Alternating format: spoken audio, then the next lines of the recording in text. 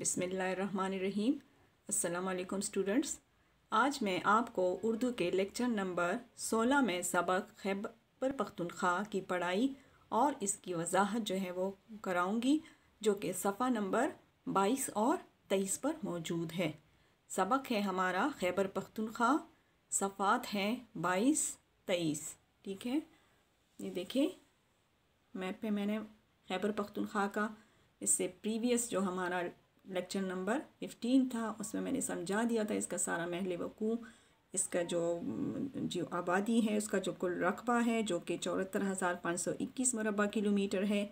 आबादी तकरीबन 2,20,00,000 है। मज़हब इसका इस्लाम है और मादरी ज़ुबान पश्तो है। इसके अलावा और कौन सी ज़ुबानें थी जो मैंने बताई थी, यकीनन याद होंगी कि हिनको, सराइकी, कोहिस्तानी, चतराली। ठीक है, महल वकूँ भी मैंने सारा आप लोगों को समझाया हुआ था इसी मैप पर। उम्मीद है आप लोगों ने अपनी बुक पर जो है पेंसिल के साथ उसको नोट किया होगा। ठीक है, ये मैप जो है, ये नक्शा जो है आपकी बुक में भी मौजूद है। अब आते हैं अपनी किताब की तरफ। सफ़ा नंबर 22 खोलें, पेंसिल सब अपने हाथ में ले लें और इसके साथ आप डेट भी लिख लें कि किस डेट पर आप ये सबक जो है वो पढ़ रहे हैं। इस 22 सफ़े का पहला पैराग्राफ देखें। खैबर पख्तूनख्वा 24 अज़ला पर मुश्तमिल है। अज़ला ज़िला की जमा है। ठीक है, कितने अज़ला हैं खैबर पख्तूनख्वा में? 24। ये आपको याद होना चाहिए और याद रखने के लिए आप इस जुमले को अंडरलाइन करें या हाईलाइट कर दें। ठीक है, कितने अज़ला हैं? 24। इनमें पेशावर, डेरा इस्माइल ख़ान, बनू, कोहाट, एबटाबाद वगैरह ज़्यादा मशहूर हैं। यानी और भी 24 अज़ला हैं, लेकिन इन तमाम अज़ला में डेरा इस्माइल ख़ान, पेशावर, बनू, कोहाट और एबटाबाद वगैरह जो हैं वो ज़्यादा मशहूर हैं। सूबे के बाज़ हिस्से कबायली इलाक़ाजात पर मुश्तमिल हैं। कबायली इलाक़ाजात यानी वो इलाक़े जहाँ पे कबीलों की हुकूमत होती है।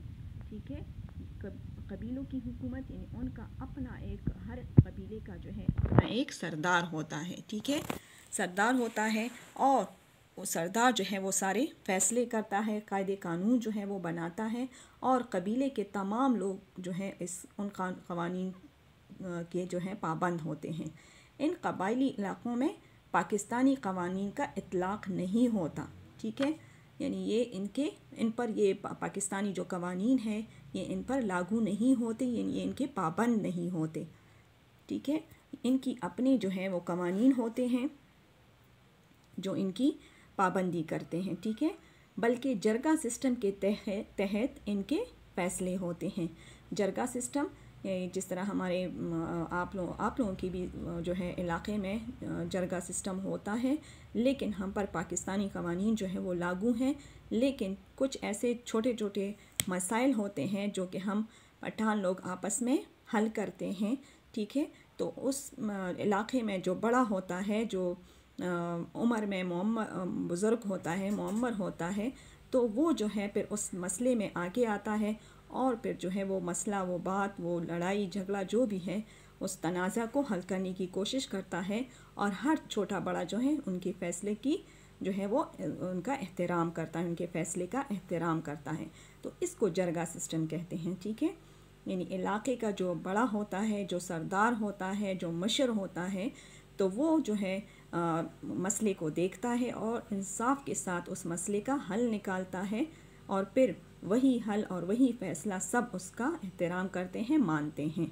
ये है जरगा सिस्टम। लेकिन कबायली आवाम ख़ुद को पाकिस्तान का लाजमी जज़ू समझते हैं और वक्त पड़ने पर वतन के दिफा के लिए हर अव्वल दस्ते का किरदार अदा करते हैं। अब ये नहीं है कि उन पर जो है पाकिस्तान के क़वानीन लागू नहीं हैं तो फिर वो पाकिस्तान से बिल्कुल अलग एक कौमियत रखते हैं। नहीं, वो ख़ुद को पाकिस्तान का एक अहम हिस्सा समझते हैं। लाजमी जज़ू, अहम हिस्सा। ज़ाहिर है वो पाकिस्तान ही के अंदर रहते हैं, पाकिस्तानी इलाक़ों में ही रहते हैं।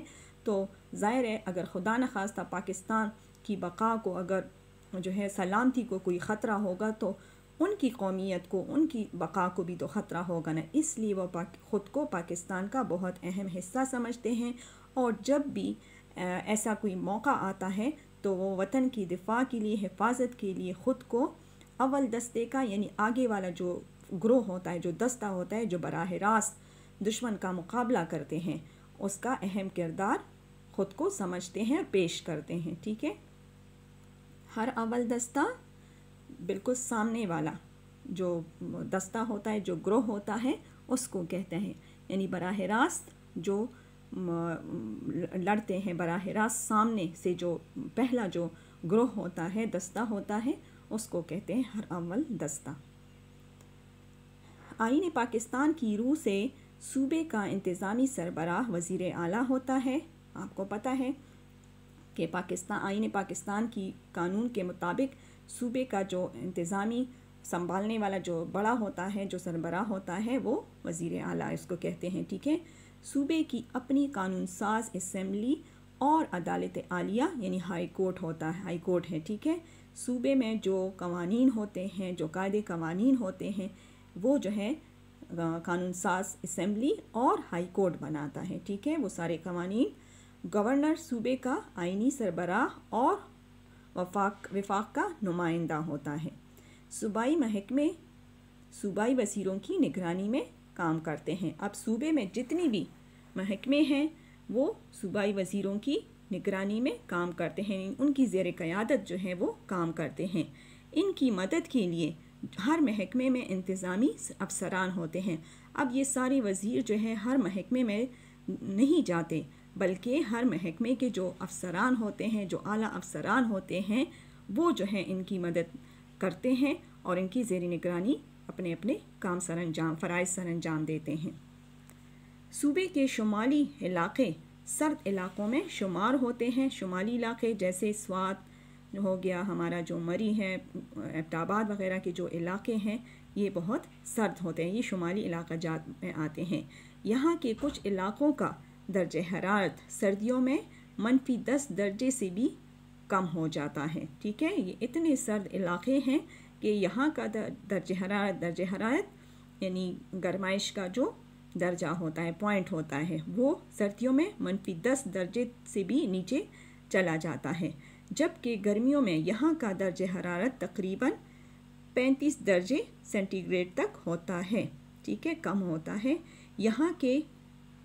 यहाँ के जुनूबी अज़ला बेहद गर्म और गर्मियों में इनका दर्जे हरारत तकरीबन 50 दर्जे सेंटीग्रेड तक होता है।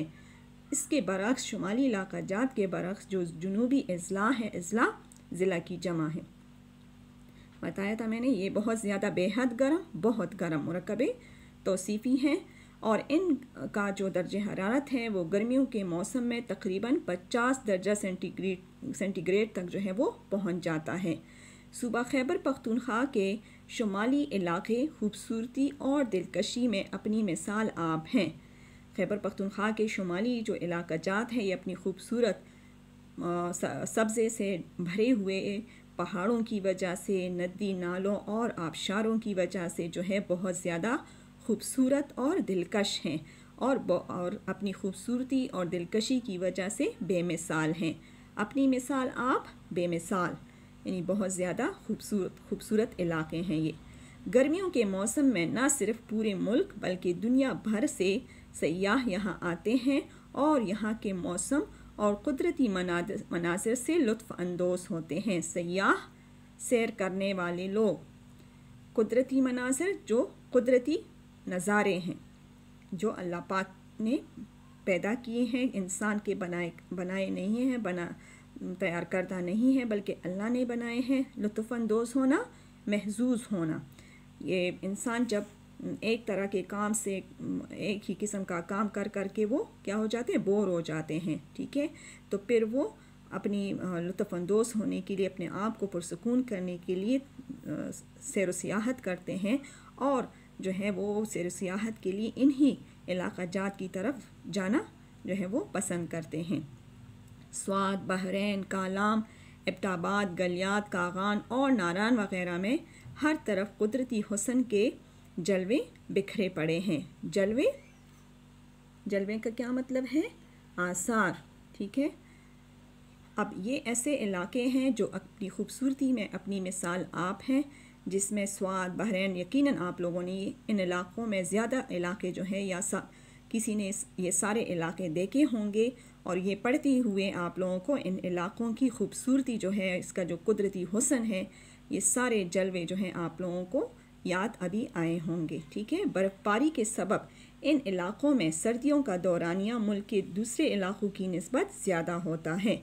यानी यहाँ पे चूँकि बर्फ़बारी होती है, इस वजह से मुल्क में जो दूसरे इलाक़े हैं तो उसकी निस्बत ये इन इलाक़ों में सर्दियों का जो दौरानिया है, जो वक्त है, वो ज़्यादा होता है, जबकि बाकी इलाक़ों में गर्मी का जो दौरानिया है, वक्त है, वो लंबा होता है।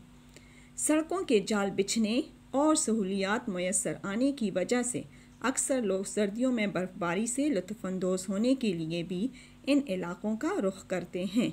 रुख करना यानी जाना, लुत्फ़अंदोज़ होना बताया था, महजूज़ होना। गर्मियों के अलावा जो है कुछ लोग सर्दियों में भी बर्फ़बारी को देखने के लिए, उससे महजूज़ होने के लिए इन इलाक़ों की तरफ जाते हैं, क्योंकि अब हर इलाक़े में सड़कों के जो जाल बिछे हुए हैं और बहुत सारी सहूलियात जो हैं वो मैसर आ गई हैं, तो इस वजह से अब किसी भी मौसम में इन इलाक़ों में जाना जो है वो नामुमकिन नहीं है। अब तो स्वात के एक मुकाम मलम जब्बा में स्काइंग के मुकाबले भी हो रहे हैं। आप जानते हैं ना, मलम जब्बा जो बहुत ऊंचाई पर है और वहाँ पे बहुत बर्फ़बारी भी होती है और बर्फ़बारी के मौसम में स्काइंग के मुकाबले भी होते हैं। ये मुकाबले आपने देखे हैं ना, एक तख्ता सा होता है, इसके नीचे जो है व्हील पहिए लगे होते हैं और बहुत ऊंचाई से इस बर्फ़ पे जो है वो फिसलते हैं। तो इस किस्म के मुकाबला जात जो हैं सर्दी के मौसम में होते हैं। अब सफ़ा नंबर 23 देखें। इसके अलावा सूबे के जुनूब में वाक़या कुछ इलाके मसलन हंगू और पाड़ा चिनार भी सर्द मौसम और खूबसूरत कुदरती मनासिर की बदौलत सयाहों के लिए अहम मुकामात बन सकते हैं। यानी इन इलाक़ों के अलावा हंगू और पाड़ा चिनार के जो इलाके हैं वो भी बहुत सर्द होते हैं और अपने सर्द मौसम और ख़ूबसूरती की वजह से सयाहों के लिए अहम मुकाम रखते हैं। आगे देखें, पाकिस्तान के दीगर सूबों की तरह दीगर दूसरे सूबों की तरह से सूबा खैबर पख्तूनख्वा में भी तालीम के शोबे पर खुसूसी तवज्जो दी जा रही है। खुसूसी ख़ास तौर पर, यानी पाकिस्तान के जो दूसरे सूबे हैं उसके साथ साथ सूबा खैबर पख्तूनख्वा में भी तालीम पर बहुत ख़ास तवज्जो दी जा रही है और हुकूमत की कोशिश है कि सूबे का कोई बच्चा ज़ेवर तालीम से महरूम ना हो। ज़ेवर तालीम, तालीम के ज़ेवर से, तालीम के हुनर से, यानी हुकूमत की ये कोशिश है कि सूबे का हर बच्चा तालीम के हुनर से जो है वो महरूम ना हो, बल्कि ये हासिल करे, ये हुनर, ये तालीम जो है वो हासिल करे। इस मकसद के लिए तमाम छोटे बड़े शहरों और देहात में स्कूलों और कॉलेजों का जाल बिछाया जा रहा है। और आप लोग देखते हैं ना, अपने इलाके में भी, इर्द गिर्द भी देखें, आप लोगों के इलाके में आए दिन नित नए स्कूल, जो प्राइमरी स्कूल हैं, हाई सेकेंडरी स्कूल हैं, कॉलेजेस हैं, जो हैं वो बन रहे हैं। और ये हुकूमत की यही कोशिश है कि तालीम जो है वो सूबा खैबर पख्तूनख्वा में भी आम हो जाए। इनके लिए इन तालीमी इदारों में मयारी तालीम का खुसूसी ख़याल रखा जाता है। इसके साथ साथ हुकूमत की ये भी कोशिश है कि वो तालीम की स्टैंडर्ड पर, यानी मयार पर जो है वो जो है इस पर भी खुसूसी तवज्जो दे। सूबे के एक अहम शहर एबटाबाद को तो स्कूलों का शहर कहा जाता है। एबटाबाद जो है वो तालीमी लिहाज से बहुत ज़्यादा अहमियत का हामिल शहर है और इसको स्कूलों का शहर कहा जाता है। ये भी अंडरलाइन करें कि किस शहर को स्कूलों का शहर कहा जाता है, तो वो है एबटाबाद। अपने साथ नोट कर लें। पूरे मुल्क से लोग अपने बच्चों को मयारी तालीम दिलाने के लिए यहाँ भिजवाते हैं। बहुत आला पाया के स्कूल, कॉलेजेस और यूनिवर्सिटियाँ जो हैं वो एबटाबाद शहर में मौजूद हैं। इसलिए पूरे मुल्क से, ना सिर्फ जो है हमारे सूबे से, बल्कि पूरे मुल्क से बच्चे जो हैं यहाँ पे मयारी तालीम हासिल करने के लिए यहाँ पर आते हैं, दाखिले लेते हैं। सूबे के अहम और तारीख़ी तालीमी इदारों में Edwardes college Peshawar, Islamia college Peshawar, Peshawar university और ज़री यूनिवर्सिटी शामिल हैं। यकीनन आप इन तालीमी इदारों से खूब वाकिफ़ हैं। हायर एजुकेशन कमीशन की कोशिशों से सूबे भर में यूनिवर्सिटी का क़याम अमल में लाया जा रहा है। हमारे सूबे में कौन सी यूनिवर्सिटी है, मालूम है ना। नेक्स्ट पैराग्राफ देखें। किसी भी मुल्क की तरक्की में जहाँ तालीम अहम किरदार अदा करती है वहाँ सेहत की अहमियत से भी इनकार नहीं किया जा सकता। ये तो एक मुसल्लमा हकीकत है, सच है कि सबसे पहले जान है तो फिर जहान है। यानी अगर सेहत अच्छी होगी तो हम तालीम भी हासिल कर सकते हैं और हर काम और हर हुनर सीख सकते हैं। इसलिए सेहत के जो शोबे हैं उसको भी जो है बहुत ज़्यादा हुकूमत तवज्जो दे रही है और तरक्की दे रही है। मुल्क के दीगर सूबों की तरह सूबा खैबर पख्तूनख्वा में भी सेहत का महकमा फ़ाल किरदार अदा कर रहा है। फ़ाल यानी बहुत ज़्यादा एक्टिव है ये शोबा, ये महकमा यानी बहुत ज़्यादा अहम किरदार अदा कर रहा है।